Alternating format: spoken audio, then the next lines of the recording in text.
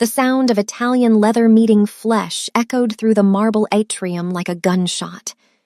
Zelma Russell, 8 months pregnant, wearing a waitress apron over her white button-down, crumpled to the polished floor of Seoul's most exclusive mall, her hands instinctively shielding the life growing inside her. Above her stood Kang Min-ho, her ex-fiancé, his designer shoe still raised, a twisted smile of satisfaction on his face. "I told you you'd end up serving people like me," he sneered, adjusting his expensive suit while his new heiress fiancé watched with cold indifference. What Min-ho didn't know, what no one in that crowd filming on their phones knew, was that the simple silver bracelet on Zelma's wrist had just sent a silent alarm to the most dangerous man in Seoul. Her husband, the head of the Shadow Dragon Syndicate. And he was in a boardroom just 3 floors above. The Starfield Mall in Gangnam is where Seoul's elite come to display their wealth. Crystal chandeliers hang from 40-foot ceilings. Every store is a brand name that costs more than most people's monthly salary.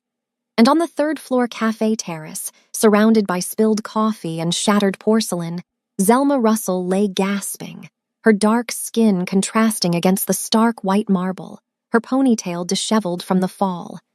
The crowd froze. Phones rose like a forest of glass and metal recording. No one moved to help. This is the first lesson you need to understand: bystander apathy.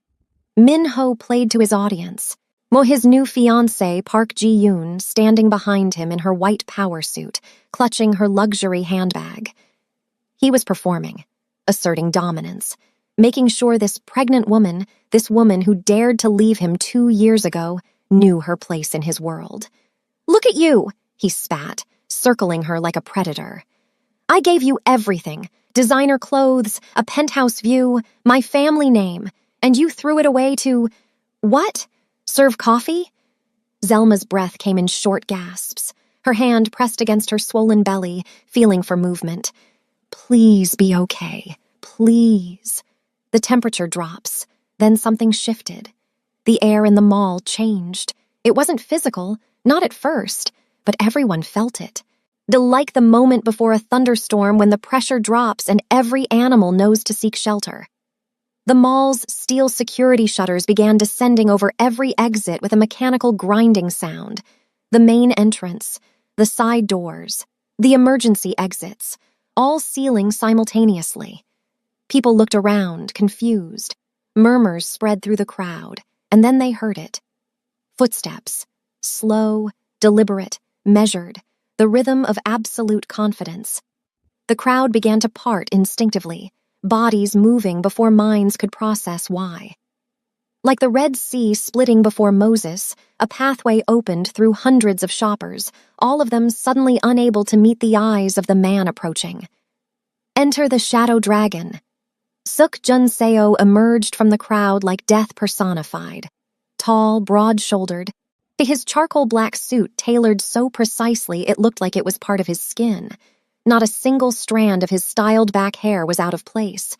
His face showed no panic, no rage, no emotion at all, just cold, focused calculation. His eyes locked onto Min-ho with the fixed stare of an apex predator that has already decided its prey is dead. It's just a matter of how. Here's your second lesson. True power doesn't need to announce itself. Min-ho had kicked and screamed and peacocked. Jun-seo simply walked. Yet everyone in that mall, from the security guards to the store owners to Min-ho's own fiancé, recognized which man held real authority. Jun-seo's hands hung relaxed at his sides, but trained eyes would notice they were positioned perfectly to draw a weapon or deliver a strike in a fraction of a second. He moved with what martial artists call lethal grace, every step purposeful, every muscle ready, like a coiled spring. The crowd's recording phones were now trembling in shaking hands. Min-ho, still standing over Zelma, finally looked up. His arrogant smile faltered. Recognition flickered across his face, not of the man, but of something primordial, the same instinct that tells a deer it's being watched by a wolf. The moment before, everything changes. Jun-seo reached Zelma, and without acknowledging Min-ho's existence, knelt beside his wife. His large hand, scarred from years in the underworld, gently touched her face, brushing away tears. "Jagia," he whispered, his voice soft as silk and sharp as a blade. "Are you hurt? What, is our baby?" The tenderness in his voice terrified the crowd more than any threat could have. Zelma nodded slightly. I think we're okay." Junseo's jaw tightened. He closed his eyes for exactly 3 seconds. The crowd would later say it looked like he was praying, but those who knew him understood. He was deciding whether to be a husband or a monster. When his eyes opened, the decision was made. He stood slowly, finally turning his gaze to Minho, and asked in a voice that made the temperature drop another 10 degrees, "Who touched my wife?" Minho laughed nervously. It was the laugh of a man who doesn't yet understand he's already dead. Your wife?" He looked at Zelma, then back at Junseo, then at Zelma's waitress apron. This is some kind of joke, right?" Park Ji-yoon's eyes went wide. Her expensive handbag slipped from her fingers and hit the marble floor with a muffled thud. She knew that face. She knew that name. Every business person in Seoul knew that name. And her fiancé had just assaulted his wife. Junseo didn't repeat the question. He simply looked at Director Han, the head of mall security, who was now standing at attention at the edge of the crowd. "Lock it down," Junseo said quietly. "No one leaves until this is resolved." The psychological trap snaps shut. This is your third lesson. The best revenge doesn't start with violence. It starts with removing all exits. Junseo wasn't going to beat Minho. He was going to systematically dismantle every pillar of his identity while the world watched. Minho was about to learn what happens when you kick someone who owns the ground you're standing on. What he was about to experience is called social death, when your reputation, your status, and your entire constructed identity are obliterated in front of everyone who ever respected you. Psychologists say it can be more devastating than physical harm because it destroys not just your present, but your future. The cameras were still recording, the exits were sealed, and Suk Junseo's men were already moving into position around the perimeter. The real punishment was about to begin. Now, before we see exactly how Junseo destroys Minho's entire life, I need to ask you something. If you're still watching without subscribing, you're basically like the crowd that stood there filming instead of helping Zelma. Don't be a bystander. Hit that subscribe button. Prove you're not part of the problem. Because what happens next is going to teach you the real cost of underestimating people, and you'll want to remember these lessons. Bystander apathy. Psychologists call it the diffusion of responsibility. When everyone assumes someone else will act, so no one does. It's why people can be murdered in crowded streets with witnesses everywhere, yet no one intervenes. The more people present, the less likely any individual is to help. Remember this. It explains why evil so often thrives in plain sight. Minho played to his audience, his new fiancée Park Ji-yoon standing behind him in her white power suit, clutching her luxury handbag. He was performing, asserting dominance. Making sure this pregnant woman, this woman who dared to leave him 2 years ago, knew her place in his world. "Look at you," he spat, circling her like a predator. "I gave you everything. Designer clothes, a penthouse view, my family name, and you threw it away to... What? Serve coffee?" Zelma's breath came in short gasps, her hand pressed against her swollen belly, feeling for movement. "Please be okay, please." 3 minutes earlier, she'd been wiping down tables, checking on her staff.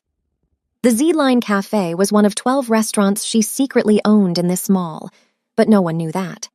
She worked these shifts herself twice a month, undercover, to understand what her employees experienced, to feel what they felt, to catch the managers who abused their power. Minho had spotted her from the escalator. His eyes had lit up with cruel delight. Zelma? Zelma Russell? He'd approached with that same arrogant swagger she remembered from 2 years ago when she'd broken off their engagement. "Oh my God, you actually did end up as a waitress. I told my mother you'd crash and burn without me." She'd tried to walk away, tried to de-escalate, But Minho grabbed her arm, spun her around. Park Ji-yoon giggled behind her hand. "You're pregnant?" Minho's face twisted with disgust. "Let me guess. Knocked up by some line cook? Living in some cramped apartment in Itaewon? This is perfect. Ji-yoon, baby, look at this. This is what happens when women think they're too good for—" "Let go of me, Minho." "Or what?" His grip tightened. "You'll sue me? With what money? You'll call the police? You think they care about some pregnant waitress?" That's when Zelma had felt it. The old anger. The old fear. The pattern she'd escaped. Minho's abuse had never been just physical. It had been psychological. Death by 1,000 cuts. Comments about her weight, her accent, her exotic skin that was beautiful but hard to dress. The way he'd isolate her from friends, then blame her for being lonely. She'd left him the day he'd raised his hand to her face during an argument about her wanting to work. She'd packed her bags that night and never looked back. And then, 3 months later, bleeding in an alley after a robbery gone wrong, she'd met Jun Seo. But Minho didn't know any of that. He only saw what he wanted to see. A defeated woman. A victim. Someone he could still control. "You should thank me," he'd said, shoving her backward. "I'm teaching you humility." Zelma stumbled, her pregnant belly throwing off her balance. But she crashed into a table, sending cups and saucers flying. Pain shot through her side. And that's when Minho kicked her. Not hard enough to kill, he wasn't that stupid, but hard enough to hurt. Hard enough to humiliate. His shoe connected with her shin, then her hip as she fell, and for one terrible moment, his foot hovered near her stomach before he pulled back, laughing. "Oops," he said. "Not sorry at all. You should be more careful. Pregnant women shouldn't be on their feet so much." Zelma's vision blurred with tears. Not from the pain, though that was real, but from rage, from the injustice of it, from the knowledge that every person recording this on their phones would share it, comment on it, maybe even laugh at it, but not one of them would help. Her hand found the silver bracelet on her wrist, the one Jun Seo had given her on their wedding day. "If you ever need me," he'd said, "press this. I don't care if I'm in a meeting with the president. I don't care if I'm in another country. I will come." She pressed it. The tiny button was disguised as a clasp. It sent a silent GPS alert and activated an emergency protocol that Jun Seo's entire organization knew meant one thing. The Queen was in danger.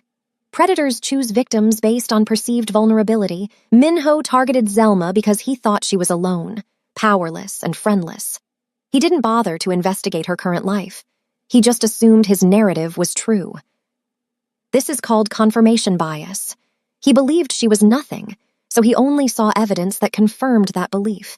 It's the same reason abusers often target people again after relationships end. They cannot conceive that their victims have grown, changed, or found protection. Remember this when you hear people say, "Why didn't they just leave?"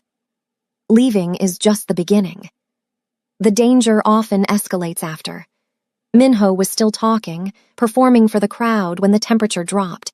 It started as a feeling, that primal ancient sense that predators are real and you are prey.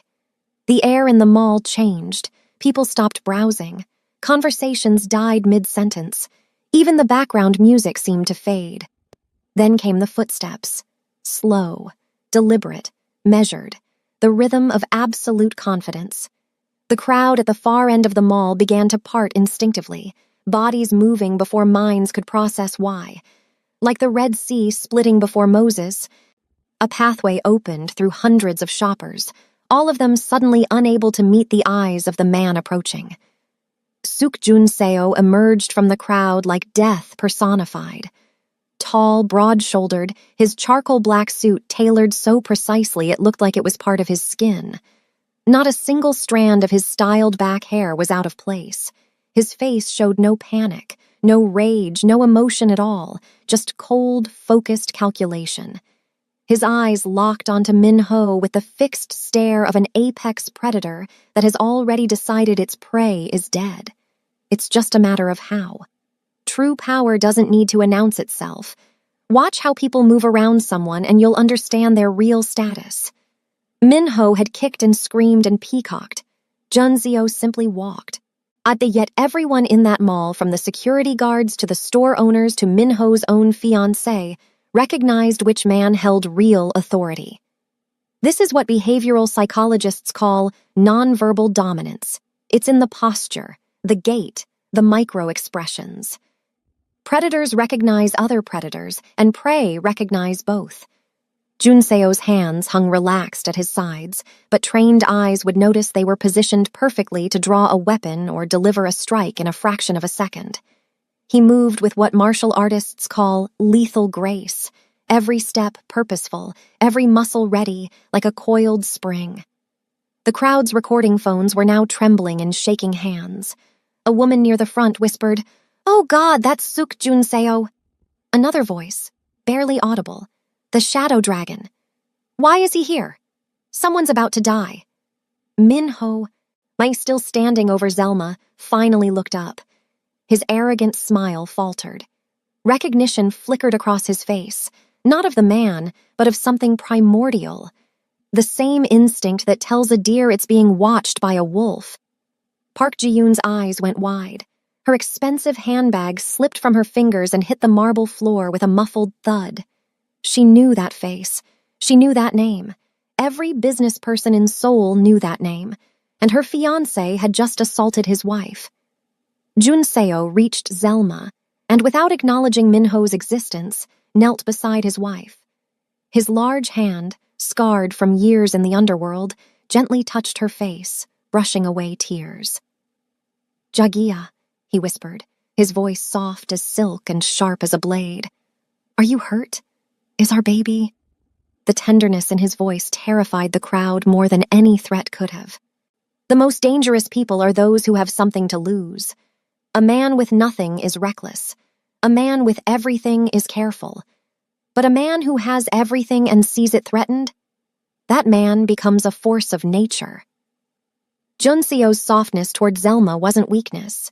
It was the eye of a hurricane, the calm that precedes total destruction. Zelma nodded slightly, wincing. I think we're okay. The baby's moving." Junseo's jaw tightened. He closed his eyes for exactly 3 seconds. The crowd would later say it looked like he was praying, but those who knew him understood. He was deciding whether to be a husband or a monster. When his eyes opened, the decision was made. He stood slowly, finally turning his gaze to Minho, and asked in a voice that made the temperature drop another 10 degrees, "Who touched my wife?" Minho laughed nervously. It was the laugh of a man who doesn't yet understand he's already dead. Your wife?" He looked at Zelma, then back at Junseo, then at Zelma's waitress apron. This is some kind of joke, right? She's a waitress. She's nobody. I will ask one more time." Junseo's voice didn't rise. It didn't need to. "Who touched my wife?" The crowd held its collective breath. Minho's brain finally started working. He looked around for support, found none. Even Ji-yoon had backed away from him, hands raised as if to say, "I'm not with him." Look, there's been a misunderstanding," Minho stammered. "I didn't know she bumped into me, and He's lying, a voice called out from the crowd. An elderly woman, a regular customer at the cafe. "I saw everything. He pushed her. He kicked her while she was on the ground." Other voices joined in. "I recorded it. He called her names. He was bragging about it to his girlfriend." Minho's face went white. "Shut up! All of you shut up! Do you know who my father is? Do you know what family I come from?" Junseo tilted his head slightly, like a cat examining a mouse. "Do you know who I am?" Minho swallowed hard. "I know the rumors, but you're just a businessman. You can't just..." Junseo turned his head slightly, not even looking at anyone in particular, and said one word, "Lockdown." The sound was immediate and absolute. Like steel security shutters, the kind used to protect high-value stores during riots, began descending over every exit in the mall. The main entrance, the side doors, the emergency exits, the parking garage entrances, all sealing simultaneously with a mechanical grinding sound that echoed like a death knell. People screamed. Some ran toward the exits, only to find them already sealed. Others pulled out their phones, trying to call the police, only to find their signals jammed. Control of the environment is control of the outcome. Jun Seo didn't start with violence. He started by removing all exits. This is a principle used in everything from military tactics to negotiation strategy. It's called controlling the battle space. When your opponent can't escape, they can't regroup, they can't call for help, and they can't pretend they have options. They must face you on your terms. This is why abusers isolate victims. This is why dictators control information. And this is why Jun Seo just became the most terrifying man in Seoul. Jun Seo didn't raise his voice. He didn't need to. Director Han, head of mall security and one of Jun Seo's many legitimate employees, appeared at his elbow. Sir? The mall is closed until I say otherwise. No one enters, no one leaves. Police are not to be called. If they show up anyway, you know what to tell them. Yes, sir. Bring 2 chairs and place them in the center atrium. Mr. Kang and his companion will sit and wait for me there. If either of them attempts to leave, break their legs. Director Han nodded and gestured to his team. 4 massive security guards materialized from the crowd and surrounded Minho and Ji-yoon. Wait! Minho's voice cracked. You can't do this! This is illegal! This is kidnapping! Jun Seo finally looked directly at him. It was like being seen by a shark. You put your hands on a pregnant woman, on my pregnant woman. You kicked her while she was on the ground. And you think you get to lecture me about what's legal? I'll call the police. Please do. Jun Seo's smile was colder than winter in Siberia. I'd love to see what they say when I show them the footage of you assaulting my wife. In Korea, assault of a pregnant woman carries a sentence of up to 7 years. Add in the fact that you did it in public and that you're currently under investigation for embezzling from your own father's company. Yes, I know about that. And I'd say you're looking at a decade minimum. Minho's face went from white to green. How do you...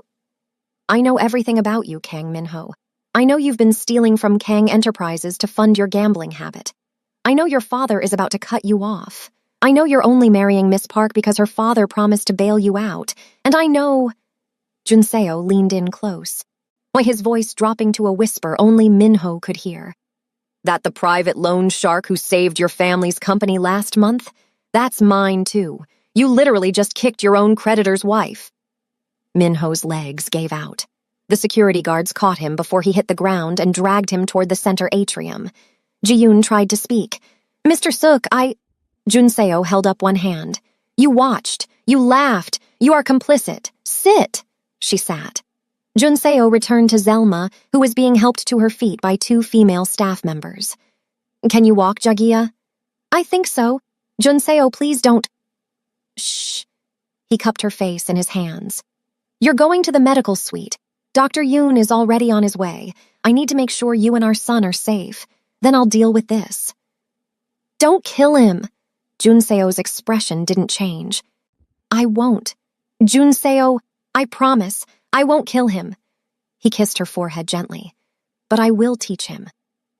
The medical suite was on the 5th floor, tucked away behind the executive offices.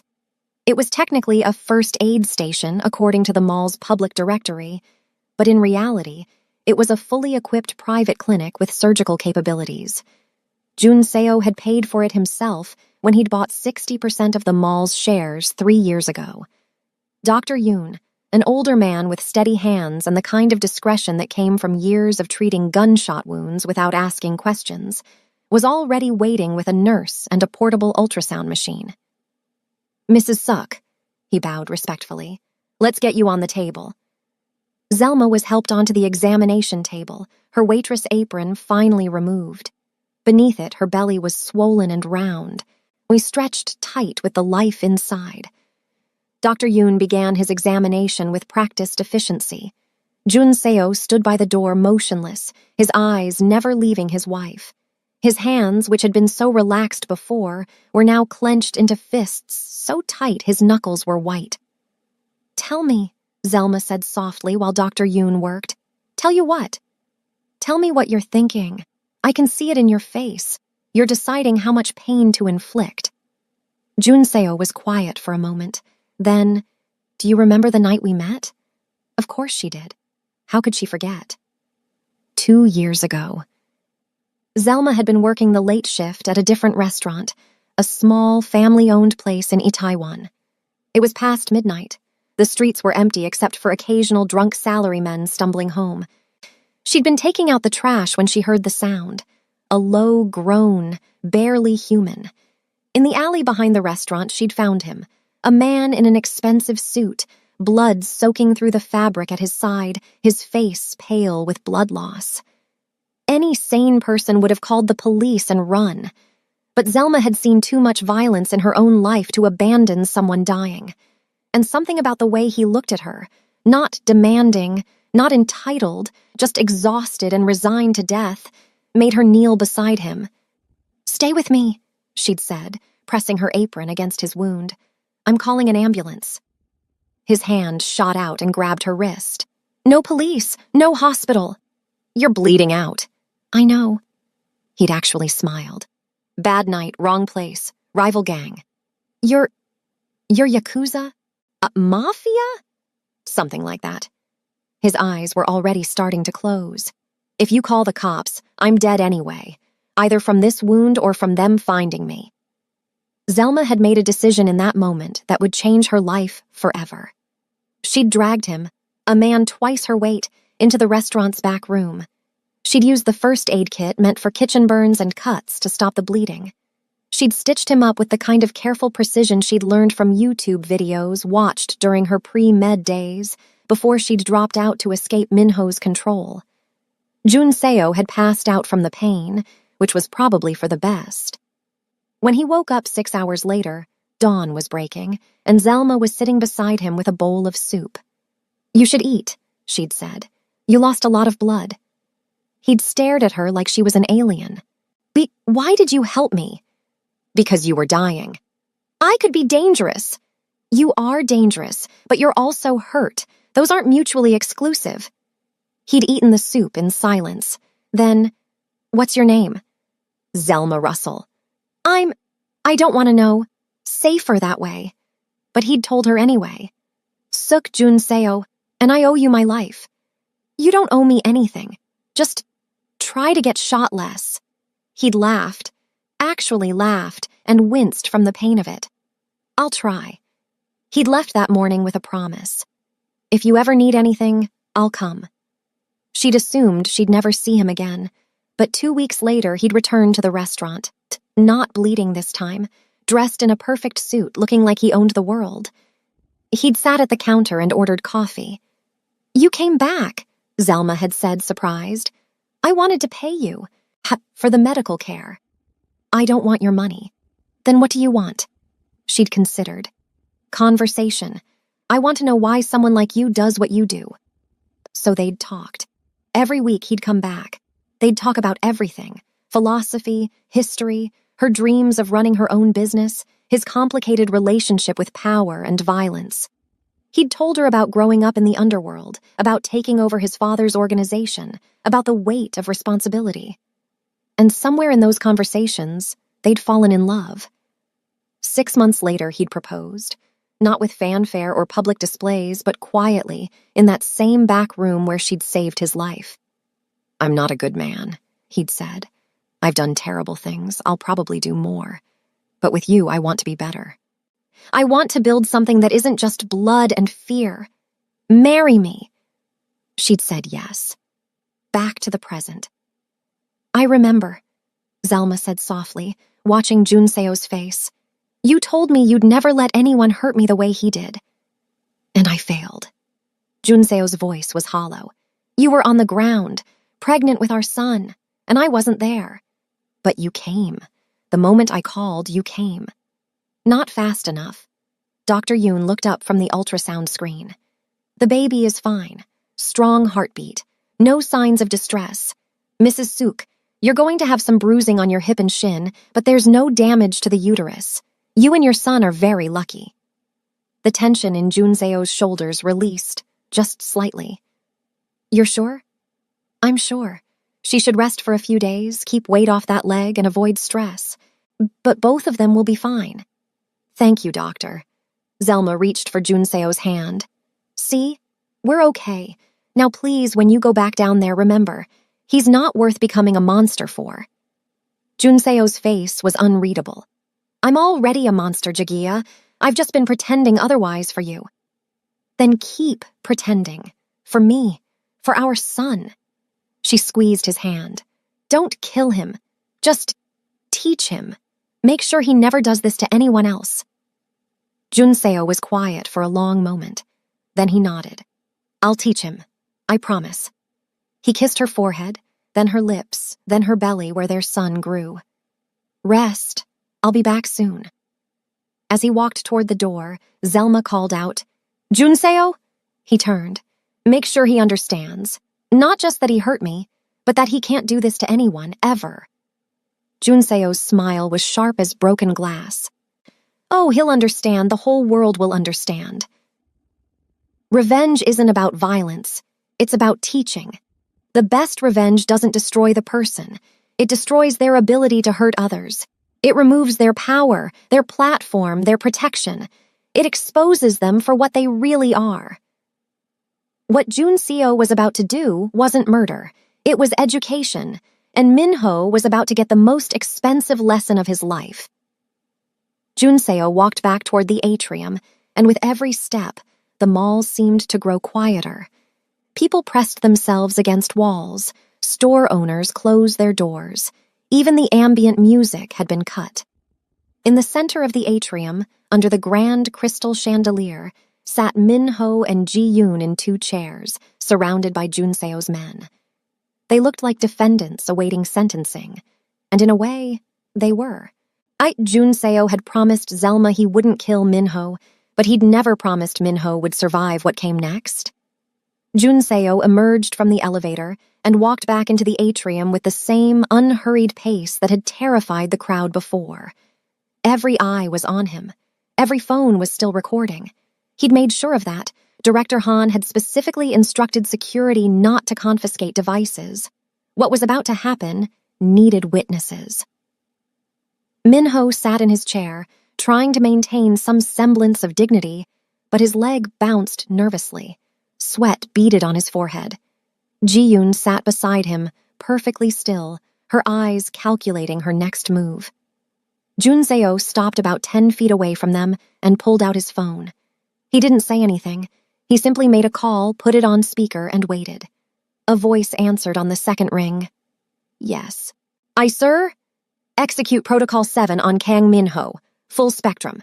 Understood, sir. Beginning now. Junseo ended the call and slipped his phone back into his pocket. Then he checked his watch. 15 seconds, he said to no one in particular. Minho frowned, confused. What are you? His phone buzzed, then buzzed again, then began vibrating continuously like a swarm of angry bees. With shaking hands, Minho pulled it out and looked at the screen. His face went from confused to pale to absolutely ashen. No, no, no, no, no! He frantically swiped through notification after notification. Your account ending in 4782 has been frozen due to suspicious activity. Your credit card ending in 9021 has been declined. Your access to Kang Enterprises corporate accounts has been revoked. Your lease at Gangnam Tower Apartments has been terminated for breach of contract. Your vehicle registration has been flagged for immediate repossession. Your membership at Paradise Club has been permanently revoked. In the modern world, power isn't just physical, it's digital. Your entire life exists as data in systems you don't control. Your bank accounts, your credit, your property, your reputation, all of it can be dismantled with a phone call if you anger someone with the right connections.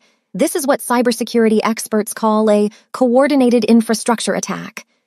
Junseo wasn't just wealthy. He had access to the systems that run society, and he just used them to erase Minho's existence. What did you do? Minho's voice cracked. What did you do? Junseo's expression remained neutral. I made some calls. You see, when you have the kind of influence I have, you learn that everything is connected. Your bank? I know the chairman. We play golf together. Your credit card company? I own 30% of their shares. Your apartment building? That's owned by a subsidiary of a company that owes me a rather large favor. Your car? Leased through a dealership that I provided startup capital for. Minho's phone continued to buzz. More notifications, more destruction. Your employment at Kang Enterprises has been terminated effective immediately. Your father has requested you vacate the family home within 48 hours. Your photograph has been shared with all luxury establishments in Gangnam. You are no longer welcome. My father... Minho tried to call, but the line went straight to voicemail. He tried again. Voicemail. He's not answering. Why isn't he answering? Because I'm sitting in a meeting with him right now, Junseo said calmly. Well, my associate is. Showing him the evidence of your embezzlement, the gambling debts, the forgery. Turns out you've been stealing from your family for almost 2 years. Your father is a proud man, Mr. Kang. Learning his son is not only a thief but also the kind of man who kicks pregnant women. That's too much shame for a man like him to bear. You can't do this. I just did. Abusers rely on protection, family money, social status, institutional indifference. Remove the protection and they become what they always were, cowards. Minho's violence came from a place of assumed invulnerability. He thought his father's money, his family name, and society's general apathy toward violence against women would shield him from consequences. Junseo just removed that shield. This is called consequences enforcement, and it's the only thing that actually changes behavior. Minho stood up, panicked, and one of Junseo's men immediately pushed him back down. Sit. Ji-yoon... Minho turned to his fiancée desperately. Ji-yoon, call your father. He can fix this. Your family has connections. Tell him... Ji-yoon was already standing. She smoothed her white suit, picked up her handbag from where she'd dropped it, and looked at Minho like he was a stranger. We're done. What? You heard me. We're done. She turned to Junseo and bowed deeply, a formal bow of apology and respect. Mr. Suk, I sincerely apologize for my involvement in this incident. I had no idea that that Mrs. Suk was... She swallowed hard. I was not informed of the situation. Had I known, I would never have... You would never have what? Junseo's voice was ice. Stood by while your boyfriend assaulted a pregnant woman? Or would you have simply done it more quietly? Ji-yoon's face flushed. I made a mistake in judgment. You made a choice. You chose to laugh. You chose complicity. Junseo gestured to his men. Escort Miss Park to the exit. Make sure every luxury brand in this mall knows her face. She is not to be served in any establishment I have influence over, which, Miss Park, is most of them. You can't. I can, and I will. You wanted to marry into power, Miss Park. Let this be a lesson. There are levels to power you cannot even comprehend, and you just made an enemy of someone on a level you will never reach. 2 security guards stepped forward.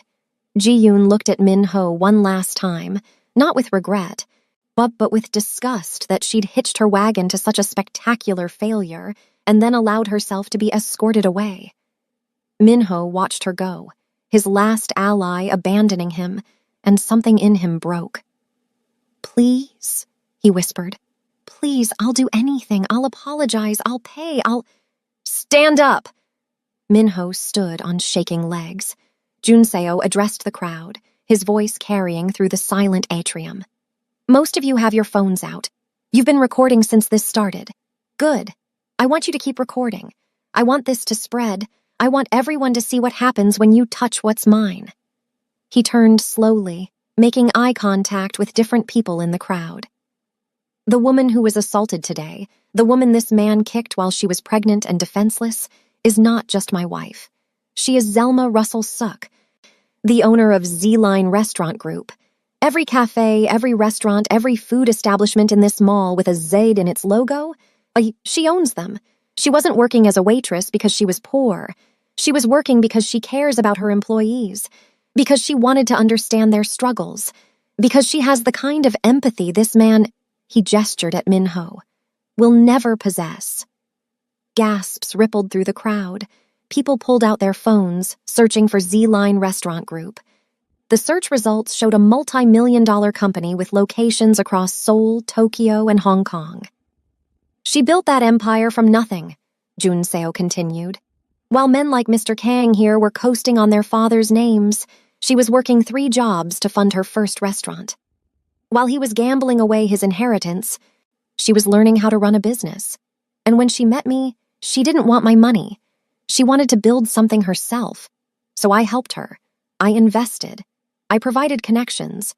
And together, we built something legitimate. The best revenge is success. Zelma didn't need Jun Seo to save her economically. She'd already saved herself. But abusers like Min Ho cannot imagine their victims succeeding without them. They need to believe they were the prize, the catch, the irreplaceable one. Destroying that narrative, showing them that not only did their victims survive, but they thrived, is psychological devastation. This is why living well is the best revenge isn't just a saying, it's a weapon. Min Ho was crying now, understanding the full magnitude of his mistake. He hadn't just kicked a pregnant woman. He'd kicked a pregnant wealthy woman married to the most dangerous man in Seoul who owned his debt. Jun Seo stepped closer, his voice dropping so only Min Ho could hear, though the nearest phones still picked it up. You called her nobody. You said she'd ended up serving people like you, but here's the truth, Mr. Kang. You were always beneath her. She left you not because she failed, but because she knew she deserved better. And she was right. He stepped back, addressing the crowd again. Under normal circumstances, Mr. Kang would be in a basement right now, learning what happens when you disrespect the Shadow Dragon organization. But my wife, who is a better person than I will ever be, asked me to show mercy. So I'm going to give Mr. Kang a choice. Jun Seo gestured, and 2 of his men stepped forward. One was dressed in a suit, clearly private security. The other wore a police uniform, but it was immediately clear from the way he deferred to Jun Seo that this officer was on someone's payroll. Option 1, Jun Seo said. You can come with me to the basement. We'll have a private conversation about respect, consequences, and pain. You'll leave alive, I promised my wife, but you will leave changed. Option 2, you can go with Officer Park here to the police station. You'll be charged with assault of a pregnant woman, which in Korea carries up to 7 years in prison. You'll also be charged with embezzlement based on evidence your father is currently providing to investigators. And you'll be sued in civil court by my wife for damages, emotional distress, and loss of income. The civil suit alone will bankrupt whatever's left of your family. Min Ho looked between the 2 options, both of them nightmares. That's not a choice. That's not fair. Fair? Jun Seo's laugh was devoid of humor. You kicked my pregnant wife and you're talking to me about fair? You have 5 seconds to choose. 5, 4, 3. Police! I choose police. Min Ho collapsed to his knees, sobbing. Please, just let me go to the police. I'll confess everything. I'll plead guilty. Just don't take me to the basement. Abusers are fundamentally cowards. They punch down, never up. They target the vulnerable because they can't handle real resistance.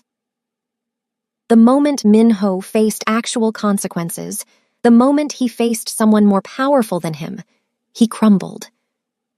This is why it's so important to support victims in pressing charges, in speaking out, in standing up. Abusers rely on silence and fear. Break the silence, remove the fear, and they have nothing. Jun Seo nodded to Officer Park, who stepped forward with handcuffs. Kang Min Ho, you're under arrest for assault. You have the right to remain silent. As Min Ho was cuffed and led away, still crying, Jun Seo addressed the crowd one final time. Let this be a lesson. I don't care who you are, how much money your family has, or what connections you think you possess. If you harm the innocent, if you abuse the vulnerable, if you think your status puts you above consequences, you will learn otherwise, and the lesson will be expensive. The steel shutters began to rise. The mall was open again. People began to disperse, immediately uploading their videos, texting their friends, spreading the story. By nightfall, it would be national news. By morning, international. The hashtag Shadow Dragon Justice would trend for 3 days straight. But Jun Seo didn't care about any of that. He returned to the medical suite where Zelma was resting, kicked off his shoes, and lay down beside her on the medical bed, careful not to jostle her injured leg. "Is it done?" she asked softly. "It's done. He chose police." "Good." She turned to face him, her hand finding his. "Well, you kept your promise." "I always keep my promises to you." "I know," she smiled. "That's why I married you." They lay there in comfortable silence, her hand on her belly, his hand covering hers, feeling their son kick and turn, unbothered by the chaos his parents had just orchestrated. "He's going to have quite a story to tell when he's older," Zelma mused. "We'll leave some parts out." "Just some?" Junseo kissed her forehead. "Just some." 1 week later, Zelma Russell Suck returned to the Starfield Mall. But she didn't arrive in a waitress uniform. She arrived in a custom-tailored emerald dress that accommodated her pregnant belly while still commanding absolute attention. Her hair, usually pulled back in a practical ponytail, was styled in elegant curls. She wore heels, low ones, given her condition, but designer nonetheless. And on her arm was Junseo, looking every bit the dangerous power player he was. They walked through the main entrance, and the entire mall seemed to stop and watch. People bowed. Store owners came to their doorways to show respect. This was no longer the hidden queen working in secret. This was the queen of the mall, and everyone knew it. Zelma walked directly to the security office on the 3rd floor. Director Han met her at the door, looking nervous. "Mrs. Suk, how can I—" "The security footage from last week. Pull it up." He did. The assault played on the large monitors. Zelma watched herself fall, watched Minho kick her, watched the crowd film and do nothing. "Freeze it there," she said. "Now I want you to identify every mall security employee visible in that frame." Director Han shifted uncomfortably. "Mrs. Suck." "Now." He pointed them out. 3 security guards visible in the frame. All 3 had watched. None had intervened. "They're fired," Zelma said simply. "Effective immediately. Final paycheck by end of day. Severance is forfeited due to failure to perform basic job duties, specifically protecting mall patrons from assault." "Yes, ma'am. Now show me the footage from the wider angle, the one that shows the service corridor." The camera angle changed. In this view, you could see someone moving against the flow of the crowd, not running away from the scene but toward it. An older man in a janitor's uniform pushing his cart aside, reaching for his radio to call for help, trying to push through the crowd. "Who is that?" "That's Mr. Park. He's one of our maintenance staff. Been with us for 15 years. He tried to help. "Yes, ma'am.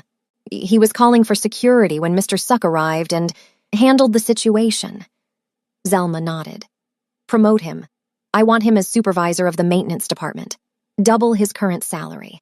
And I want it announced to all mall staff exactly why he was promoted, because when everyone else was filming or watching or hiding, he tried to help. Incentivize the behavior you want to see. If you want a society where people help instead of film, where people intervene instead of walk away, you have to reward those who do." Mr. Park risked his job by intervening in what could have been a domestic dispute or customer conflict. He chose to help anyway. That choice needs to be celebrated, rewarded, and held up as the standard. This is how culture changes, not through lectures but through consequences and rewards that align with your values. Director Han made a note. "Consider it done, ma'am." Zelma turned to leave, then paused. "One more thing. I want a new policy implemented immediately. Any mall employee who witnesses assault, harassment, or violence and fails to intervene or call for help will be immediately terminated. Any employee who does intervene will receive a bonus and commendation. Teach your staff that this mall is a safe place because we make it safe, not because we hope it will be." "Yes, ma'am. I'll have it in writing by tomorrow." Zelma and Junseo walked out of the security office. As they strolled through the mall, Zelma stopped at her cafe, the one where she'd been working when Minho attacked her. The staff was different now. Word had gotten out about her real identity, and everyone was nervous. She walked behind the counter, picked up an apron, and tied it over her expensive dress. "Mrs. Suck, you don't have to—" the manager started. I know I don't have to. I want to. She smiled at the staff. I built this company by understanding what you do. That doesn't change just because everyone knows who I am now, so let's get to work. We have customers waiting. Junseo watched from a corner table, a slight smile on his face. This was who she was. This was why he'd fallen in love with her. She could have stayed in a penthouse, could have played the role of mob wife, could have let him handle everything, but she chose to build. She chose to work.